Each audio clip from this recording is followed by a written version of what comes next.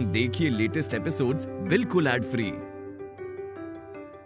Bharat Ratna doctor Bhimrao Ambedkar को कोटि कोटि नमन। ये कार्यक्रम डॉक्टर भीमराव अंबेडकर के जीवन पर आधारित है, जहां भारत की जनता के प्रति उनके योगदानों को पूरी सजगता से चित्रित और रेखांकित करने का प्रयास है। कार्यक्रम में दिखाई गई घटनाएं लब्ध पुस्तकों से ली गई हैं। इस कार्यक्रम के जरिए चैनल की ओर से एक विश्वसनीय, सजग और सकारात्मक प्रयास है कि डॉक्टर बाबा साहेब भीमराव अंबेडकर के जीवन की संघर्ष यात्रा एवं गौरव गाथा पूरे आदर के साथ घर घर पहुंचे और उनके योगदानों से सभी संपूर्णता में परिचित और आह्लादित हों।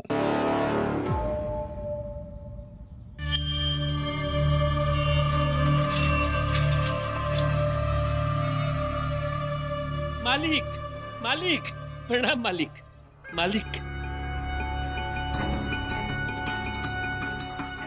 मालिक, पिछली बातों के लिए माफ कर दीजिए मालिक। अभी आप ही से मिलने के लिए आ रहे थे, भाग्य अच्छा है यही मिल गए। मुझसे मिलने के लिए आ रहे थे आप लोग? नहीं नहीं नहीं नहीं नहीं नहीं, मुझसे मिलने के लिए नहीं आ रहे थे। आप लोग आ रहे थे अपनी मौत से मिलने के लिए। क्या क्या कहा था कि विदेश जाऊंगा तो मर जाऊंगा? हाँ देश, देश का तो पता नहीं, मेरे सामने थोड़ी देर और खड़ा रहा तो यहीं गाड़ दूंगा, समझा? मालिक मालिक मालिक मालिक, हमारी बात तो सुन ली थोड़ी। मालिक की इस सुरेश रमेश की जिंदगी में वो भीम के कारण बहुत दिक्कत आ गई है मालिक। तो मालिक क्या करूं? कौन है रमेश सुरेश? जन कल्याण छोड़ दिया है मैंने यहाँ पर। अब किसी की कोई मदद नहीं करूंगा मैं। आया था ना, आया था मदद करने तुम लोगों की। क्या किया तुम लोगों ने? उस भीमराव के साथ चले गए, उस भीमराव के सामने बेइज्जत कराया, मुझे जलील कराया। हाँ? एहसान फरामोश। निकलो यहां से और दोबारा शक्ल मत दिखाना अपनी।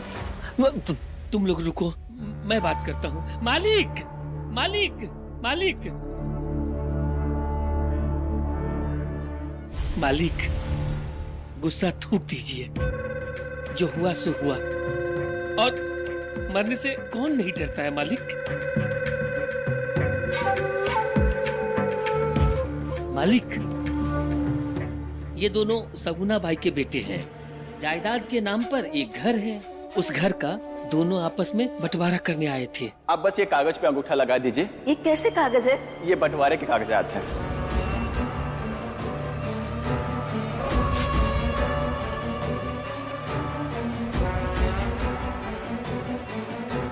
जब तक बंटवारे में इनका हिस्सा नहीं बन जाता तब तक ये अंगूठा नहीं लगाएगी। अब जो हुआ सो हुआ, अब इन दोनों का मार्गदर्शन कीजिए ताकि ये भीम के प्रकोप से बच सके। ये मेरा दयालु स्वभाव समझता है। जा भेज उन दोनों को। खड़ा गया, जा। जी मालिक, धन्यवाद। जाओ, मालिक बुला रहे हैं, जाओ। प्रणाम मालिक। तुम दोनों की समस्या बहुत जटिल है, लेकिन चिंता मत करो, एकदम सही व्यक्ति के पास आए। एक उपाय है, एक उपाय है। बस तुम लोगों को एक छोटा सा काम करना होगा। मालिक, हम जायदाद के लिए कुछ भी करेंगे। जी मालिक। बहुत खूब, तो मार दो बुढ़िया को, मार दो बुढ़िया को और सारा इल्जाम लगाओ उस भीमराव पर। देखते ही देखते सारा खेल पलट जाएगा। क्या हुआ? सांप सूंघ गया क्या? देखो, फैसला तुम लोगों को करना है। लेकिन मालिक, ये रुको, ध्यान से सुनो। या तो जायदाद से संतोष करो, या फिर 2-4 दिन में जाने वाली माँ से। फैसला तुम्हारा है, सोच लो। ले अब एमा हम लोग क्या कर सकते हैं? अब फैसला तो सुरेश और रमेश का ही करेंगे।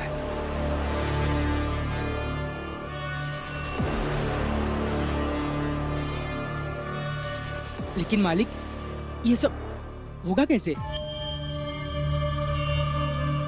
होगा, सब होगा। मेरी बात बहुत ध्यान से सुनो।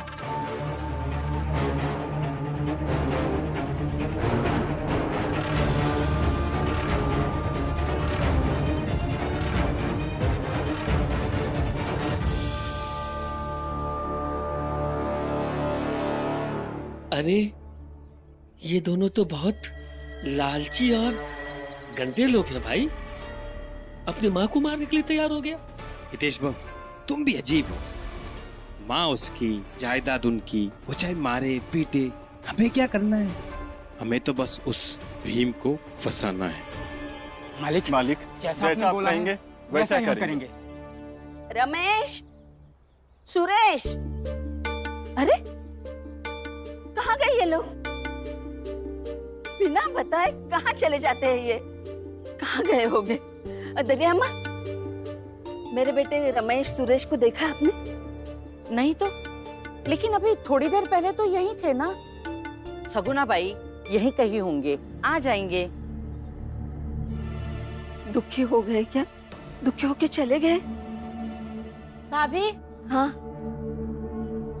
चलो खाना बन गया है, खा लो। अरे अरे यही कहीं गए होंगे, आ जाएंगे, घूमने गए होंगे। चलो। कैसी बातें करती हो जीजाबाई? मेरे बेटे हैं वो, कहाँ चले गए हैं पता नहीं, बोल कर भी नहीं गए। अरे उनसे पहले मैं कैसे खा लूं?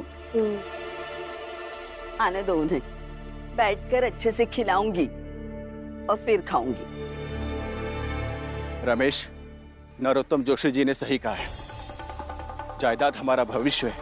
5-6 दिनों की बात है, हैं? चलो, इस बात की तो खुशी है। इसीलिए नरोत्तम जोशी जी ने जो जो कहा है हम बिल्कुल वैसा ही करेंगे। सही कह रहे हैं भैया, आ गया चाल। अब देखिए मैं कैसे योजना के हिसाब से काम शुरू करता हूँ। ठीक है, तुम आगे चलो, मैं पीछे पीछे आता हूँ। अरे सुनो सुनो, कहाँ हो आप लोग? अरे जल्दी सुनो सुनो, भीमराव को कुछ लोग बाहर बहुत मार रहे हैं। हाँ। क्या? अरे क्या बोल रहे हो? कहाँ है? कौन और कहाँ मार रहे हैं? स्टेशन जाने के रास्ते पे जो इमली का पेड़ है ना, वहीं पर। चलो चलो। पता नहीं अब कौन सा नया नाटक किया है भीम ने, देख कर आती हूँ।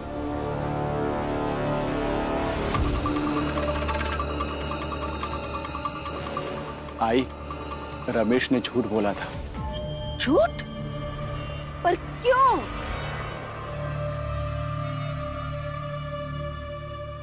अच्छा, समझ गई। इसलिए सबको यहाँ से भगा दिया ताकि मैं अंगूठा लगा सकूं। अच्छा दे दो, कागज दे दो, मैं अंगूठा लगा देती हूँ। नहीं आई, अंगूठा लगा भी दिया तो भी भीमराव के बारे में सुना है कि वो अगर पीछे पड़ गया तो अंगूठे लगे कागज को भी कानूनी तौर पर रद्दी बना देगा। इसीलिए हमारे पास दूसरा तरीका है। दूसरा तरीका मतलब?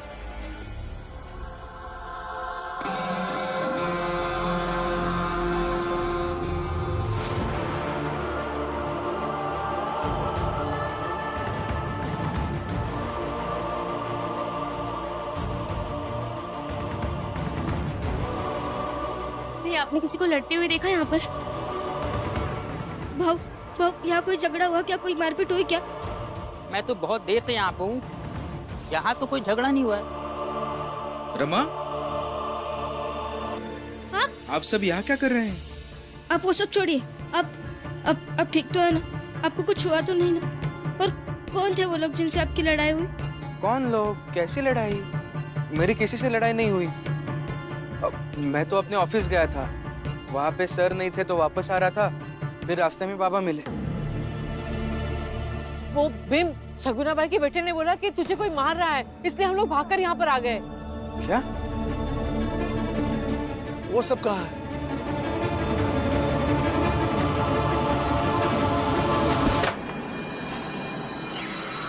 भीम भैया, भीम भैया।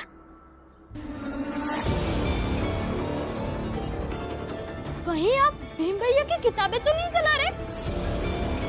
जाके मैं भीम भैया को सब कुछ बता। अरे कहाँ जा रहा है, इधर ही रुक। हैं? रुक रुक, देख अभी क्या होता है।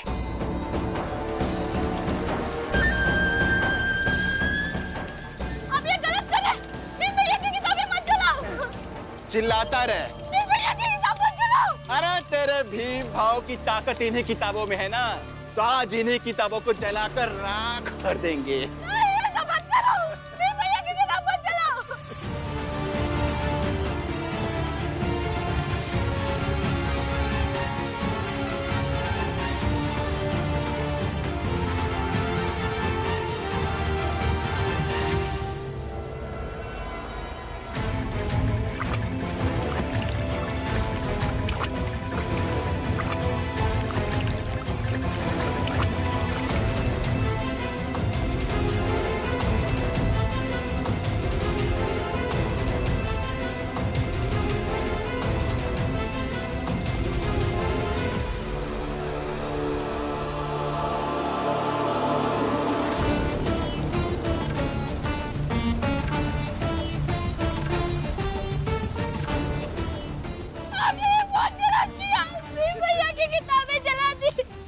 अब भीमराव को समझ में आएगा कि हमारे मसले से दूर रहने में ही भलाई है।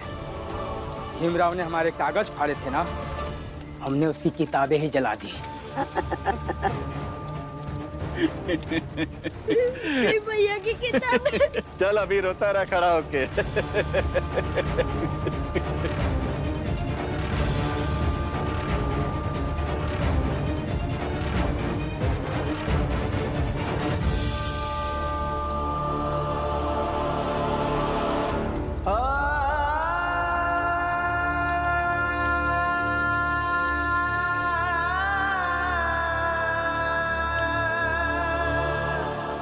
मेरी किताबें ये किसने जला दी? अरे छोड़िए, किसने जला दी मेरी किताबें? नहीं, अरे रुको भीम, छोड़िए मुझे। अरे को ये क्या? अब छोड़िए, मुझसे बुरा कोई नहीं होगा, छोड़िए। रमान रुक। पहले भी तेरी सास ने किताबें जलाई थी ना, तभी उसे समझाया नहीं कि दूसरों के मामले में मत पड़। अब ये जलती हुई किताबें देखकर अपने पति को समझा देना कि दूसरों के मामले में न पड़े।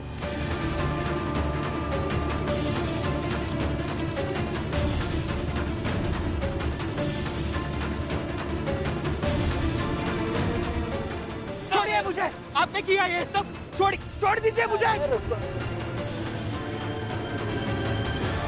अरे छोड़िए बाबा मेरी किताबें।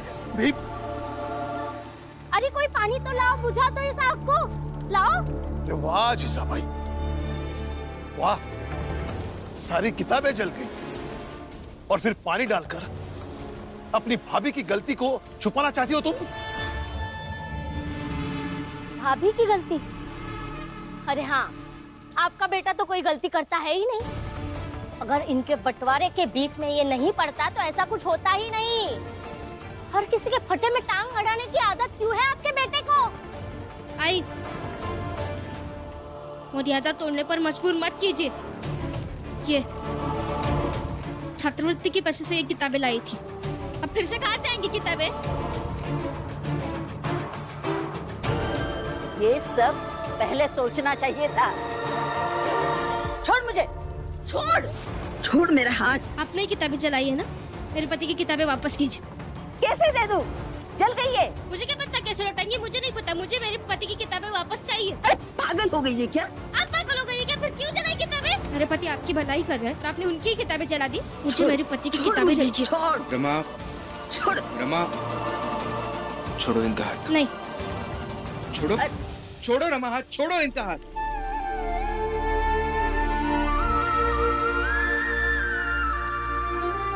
शांत हो जाओ। कुछ किताबें जल जाने से सब कुछ खत्म नहीं होगा।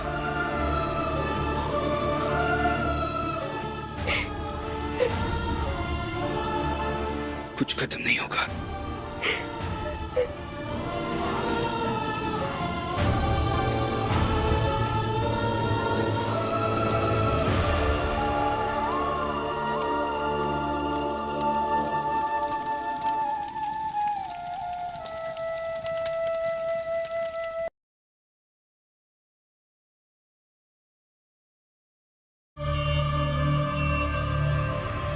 मुझे लगता है कि सब लोग सो गए हैं। चल के आई का गला दबा के मार देते हैं। और सुबह हम दोनों भाई पुलिस के पास जाके ये बयान दे देंगे कि हमारी आई ने भीम की किताबें जला दी थी, इसीलिए उसने हमारे आई को मार डाला। हाँ, चलिए धीरे से।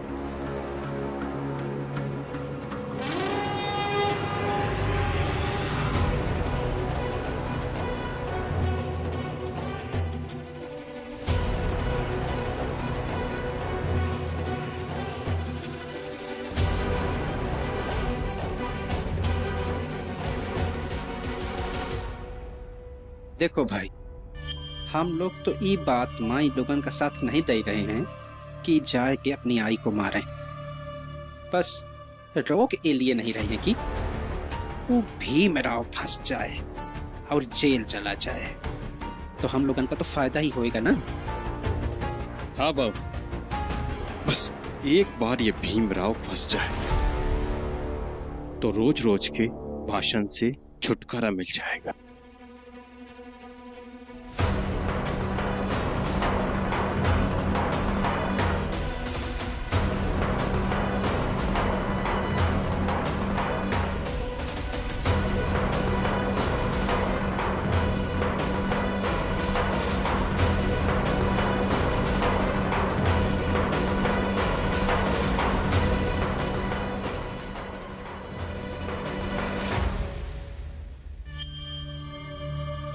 लगता है आई अंदर सो रही है।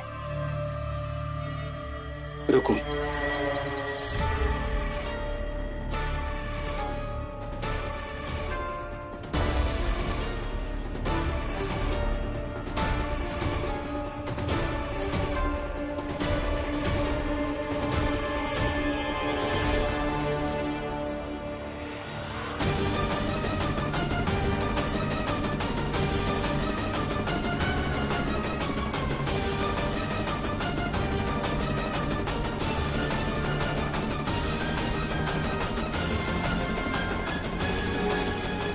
भैया जल्दी करो, कोई आना जाए।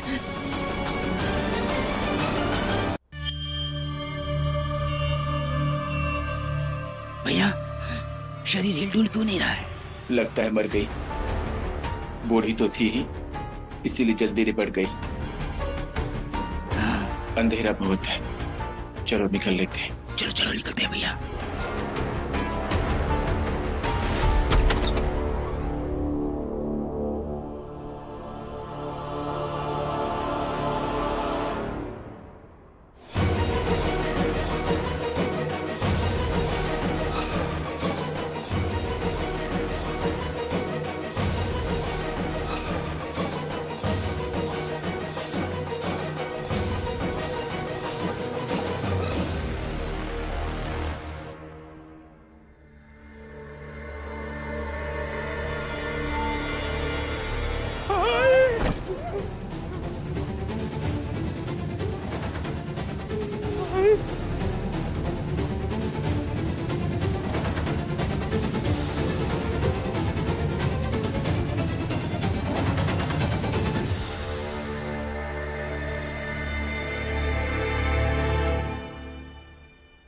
राक्षस पाले थे मैंने, राक्षस जो मुझे ही मारने लगे।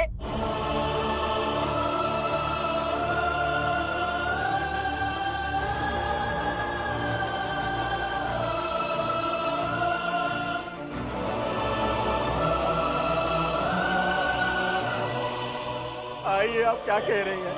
हमारा इरादा ऐसा कुछ नहीं था। ऐसा कुछ नहीं था इरादा। झूठ मत बोलिए, बिल्कुल भी झूठ मत बोलिए। आपका इरादा क्या था ये आपकी आई को पता चल गया है। उन्हें यह भी पता चल गया है कि उनके ही बेटे उन्हें चांद से मार डालने वाले थे।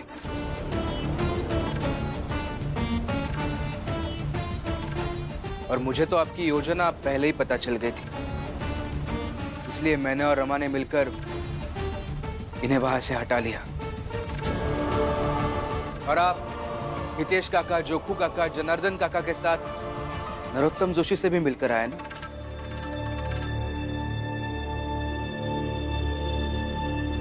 वहां जाकर आपने क्या क्या बात की, ये सब दीपक ने बताया मुझे।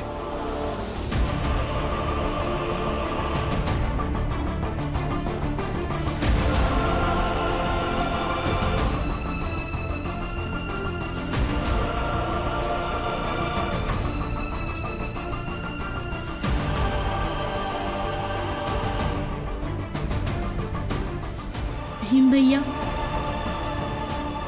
मैंने शगुना मामी के बेटों को नरोत्तम जोशी जी से बात करते हुए सुना।